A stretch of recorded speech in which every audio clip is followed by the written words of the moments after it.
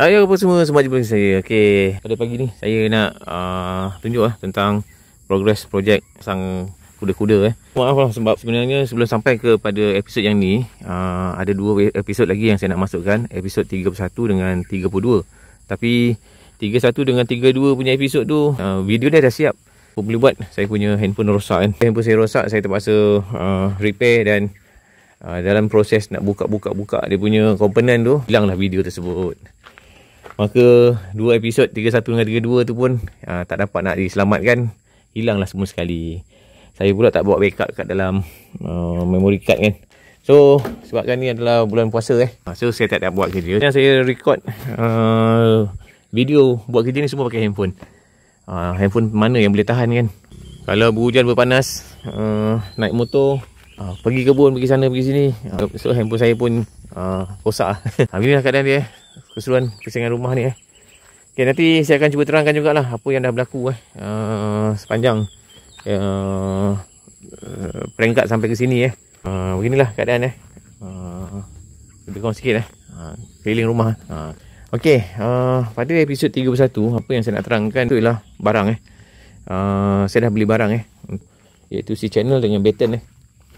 Inilah si channel saya, inilah baton saya. Si channel dengan baton, saya tak salah saya beli dalam 50 batang 50 batang, baton dalam 40 kalau tak salah saya. Dan termasuk zinc lah dapat atap 4 keping. Atap ni saya nak pakai 15 kaki, tapi kedai tak ada jual 15, saya terpaksa pakai yang 16. Saya sebenarnya tak nak buat sampai 16. Saya tak nak cucur atap ni terlalu panjang, nanti kalau angin datang dia akan tolak terlalu kuat kan. So sebabkan tak ada 15, nanti saya akan potong sikit lah untuk ni Cuma pada bahagian depan ni saya akan gunakan lah untuk 16 kaki punya. Kalau tengok keadaan muka bumi kat sini, dia jauh pada laut di belakang tu dekat sikit dengan laut, lebih kurang 2 kaki. Hari tu saya dah ukur lebih kurang 2 kaki Tinggal lagi kalau saya nak elak tempias, saya akan tambah owning sikit lah Okay, atap baton macam ni lah. Sepanjang projek ni saya dah pasang 1, 2, 3 baton saja yang saya dapat pasang. Cuma sebelum nak jadi siap yang ni itulah pada video 31 tu saya nak terangkan macam mana kita nak dapatkan dia punya kuda-kuda ni. Untuk kuda-kuda ni saya tak buat di bawah Saya siapkan dulu dia punya ni bucu dia ni, penjuru dia ni. Apa nak sebut ni penjuru dia ni. Penjuru ni saya siapkan ni dulu. Siapkan sini, siapkan situ. Saya siapkan penjuru ni dulu. Itulah video tu dah rosak. Jadi video tu tak dapat nak diselamatkan sebab handphone dah rosak. So apa yang saya buat, sebelum saya rangka dia punya kuda-kuda yang ni, dua ni, saya hanya kalangkan ni saja dari sini ke bucu situ. Daripada sini ke bucu sini. Situ ke situ, empat situ. Jadi ada 4 penjuru lah asalnya. Asalnya hanya ada 4 penjuru saja. Tapi kalau kita dah kalangkan sebatang si channel ke sini kita buat 4 penjuru kan, situasi dia memang tak stabil tau. Kalau awak tengok pada mula-mula saya kalangkan benda tu, awak akan dapati yang si channel saya tu meliut dia macam meliut. Apa yang telah saya lakukan selepas tu adalah lepas saya dah kalangkan dia punya tu ni kan, saya settlekan pada bahagian bawah dulu bawah sini saya lintangkan satu si channel cross sampai ke sana, sampai ke bucu sana, bucu tu. Okay, lepas tu saya settlekan pada bahagian sini dulu.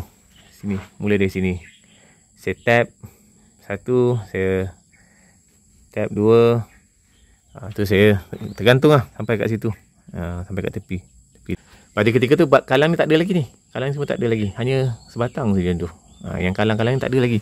Itu saya letaklah dia punya bahagian sini ni. Ini kena ukur sikit lah. Saya punya jarak tu sekata nanti tengok pun nampak okey kan. Okay, untuk nak pastikan kita punya bucu ni betul lurus saya dah stand satu tiang kat sini. Itulah video tu saya tak dapat nak tunjukkan. Di sini saya hanya cerita saja. Bila kita dah stand satu tiang dulu kan, saya tarik satu benang pergi ke bucu sana. So kita kena adjust balik yang bucu ni pastikan dia sentuh benang tu dan dia tak bergerak ke kanan ataupun ke kiri. Follow saja benang tu. Ni ada benang ni sebenarnya, tapi benang tu dah tak ada lah. Tak nampak apa, nampak macam benda ni normal saja kan. Padahal benda ni kan dia asalnya dia lembut kan. Okey, lepas pada tu adjust dia punya tiang. Selepas tu saya letak satu tiang. Inilah tiang dia. Tiang ni, saya dah simpan lagi tiang ni. Si channel ni, sebatang ni. Bahagian bawah ni saya letak je ni. So, inilah basic yang mula-mula saya buat dulu. Di mana saya tegakkan satu tiang. So, untuk adjust dia punya yang ni, pastikan dia lurus. Pastikan dia tak bergerak ke kanan dan kiri. Follow. Kena ikut benang yang kita dah rentang. Saya kalangkan satu si channel tu, ada satu backup kat sini. Saya support dekat pada bahagian sini. Ni kan memang dah ada kan. Yang tiga ni memang dah ada asalnya kan. So saya adjust dulu. Okay, lepas saya adjust tu, baru saya mulakan saya pasang pada bahagian sini. Okay, kemudian saya pasang pada bahagian bucu situ. Bucu sini. Bucu situ. Dan saya ikat lah ikat kat situ. Bahagian ni, lepas tu baru saya siapkan ni pada bahagian ni. Sini. Okey, kemudian baru saya pasang pada bahagian sini. Sebabkan yang ni dah lurus tapi saya tak buka lagi yang tiang tu. So saya follow sajalah. Saya lintangkan si channel pada bahagian sini ke bahagian sana. Lepas tu saya siapkan yang sini dulu. Sini dulu. Atas dulu. Lepas tu saya letak dia punya kalang. Barulah saya siapkan dia punya bahagian ni. Untuk projek ni dia nampak tak cantik sikit. Sebab saya punya pembahagi ni, bahagian tepi ni saya buat kecil Saya tak buat sama sebab saya nak sesuaikan dengan saiz ceiling. Jadi kalau awak tengok kat sini ni dengan sini dia tak selari Sini dah ke depan sikit, dia dah ke tepi sikit. Tapi benda ni tak jadi masalah sebab nanti kalau kita dah pasang ceiling memang tak nampak lah. Memang tak nampak apa pun. Sebab pembahagi dinding saya ni tak sama dengan jarak yang ni. So kat sini dia nampak tak cantik sikit lah. Tapi kalau nak buat rumah konsep kayu kan, nak bagi nampak dia punya ceiling atas tu selari dengan atap, itu memang tak lah. Tapi kalau untuk yang projek saya ni memang tak pasang nanti bila saya dah pasang ceiling Cuma kalau kat sini awak nampak dia macam tak selari. Dia patutnya dia sama je bahagi tu. Okey, selepas pada bahagian sini siap, dah pasang dia punya bahagian sini, siap dah pasang dia punya bahagian kalang ni baru saya buka pondok ni. Pondok bahagian sini saya buka, tu saya pindahkan pada sebelah sini. Pondok ni adalah pondok sementara saja untuk nak selamatkan barang kita barang-barang kita ni perlu diteduhkan, mengelakkan daripada kayu ni rosak kosong bila dah kosong barulah saya selesaikan pada sini. Okey, lepas tu baru saya pasang yang kalang tengah ni. Lepas tu masuklah bulan puasa, dia tu tak ada apa-apa lah. So inilah antara progres yang telah berlaku sepanjang video tu. Cuma kalau saya dapat tunjuk macam mana nak setting dia, cuma saya tak dapat nak tunjuk lah proses kerja dia tu. Sebab handphone saya rosak sebab handphone tu hardcore lah kadang bawa naik motor, kadang buat kerja apa semua kan. Bulan puasa dengan keadaan masa yang ada lah tak boleh nak buat apalah sebab kerja ni pun sambil-sambil, bukannya fokus. Kalau kerja ni duduk kat sini je, rasanya masa tu boleh dipendekkan lagi untuk siap. Tapi sambil-sambil kan nak pasang batten keliling ni. Lepas tu baru saya boleh setting atap. Saya hanya dapat 4 keping saja dengan model. So inilah dia keadaan ni keadaan semasa untuk projek ni. Pada kali ni perjalanan masih jauh. Oh ya, saya lupa saya pasang kalang tu. Kalang tu saya pasang bagi dia stabil sikit lah. Saya pun tak pasti sebenarnya dengan keadaan macam ni dengan saya punya kasut saya macam tu je. Kalau awak follow video saya awak pun masih ingat keadaan kasut saya. Tapi tu hari saya try tolak. Okey lah taklah teruk sangat. Video 31 dengan 32 tak dapat nak upload. Proses kerja tu macam mana nak buat.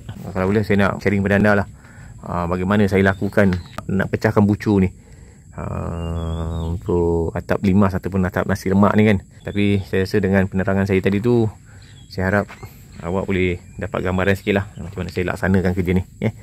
Okey, beginilah keadaan pandangan jauh atap ni dia punya sudut tak dapat 30 sebab saya nak jimatkan atap, nak jimatkan penggunaan si channel. Tapi saya yakin lah dengan bentuk atap macam ni dia lebih baik pada atap sesikat pisang atap yang sebaris saja tu kan. Inilah sepintas lalu keadaan dia daripada hari tu. Yang dah tertinggal 2 episod, tapi episod tersebut saya tak dapat nak tunjukkan. Hanya dapat masukkan pada episod 31 ni tentang keadaan uji kaji buat rumah ni. Uji kaji macam lah expert sangat. Saya ni bukan expert sangat pun. Uji trial and error lah. Cuba dan silap kalau jadi, tak jadi apa kan daya kan. So apa yang saya nak share benda ni, ada dua perkara. Pertama, jangan mudah putus asa, teruskan usaha. Kena jimat-jimat duit, jangan bazir duit. Inilah kos saya buat masa ni untuk menghasilkan sebuah rumah yang dah siap kalang seperti ni. So apa yang saya nak sampai kat sini, rumah-rumah juga, tapi saya nak mengajak lah anda di luar sana supaya berjimat-jimat lah, jangan bazir-bazir duit. Kalau awak ada masa, walaupun seminggu dapat sekali, 2 kali untuk laksanakan kerja-kerja macam ni kan, dia tetap bermanfaat. Mana yang awak tengok ni, saya punya perjuangan nak buat rumah macam ni kan, tak pernah mudah. Walaupun saya ni dah tua dah, bukannya muda lagi pun. Dah tua so awak yang masih muda ni kan, yang umur 30, 40-an ni kan, apa lagi kan, kalau ada tanah tu, try lah buat. Dan kalau buat sendiri, kita boleh rancang lah paling jimat. Ini yang saya boleh mampu buat lah, paling jimat. That's why saya kata uji kaji buat rumah paling jimat. Saya dah dapat rangka sebuah bangunan seperti ni.